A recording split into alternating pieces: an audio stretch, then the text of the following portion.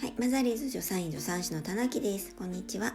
今日はカップ授乳の方法とゲップのさせ方をお教えします。お願いします。はい。赤ちゃん結構寝かさないで縦気味にして、こう上顎にくっつけると上手に飲みます。結構こぼしても大丈夫です。赤ちゃん 40cc を飲みますね。おっぱい飲んだ後に飲みます。フィーディングの、メリットは、ちょっとテロップで流します。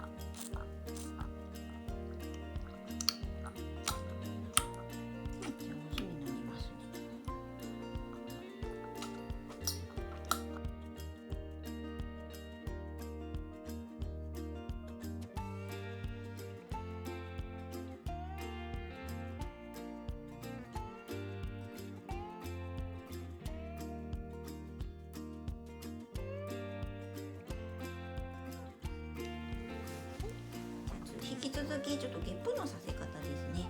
ゲップは、よくあるのはこういうふうに肩に赤ちゃんがポッと剥かれてもいいようにタオルとかガーゼハンカチを乗っけて、縦抱っこですね。縦抱っこにしてお尻支えて背中を優しくこうさすってあげるとか、トントントントンってしてこういう感じで。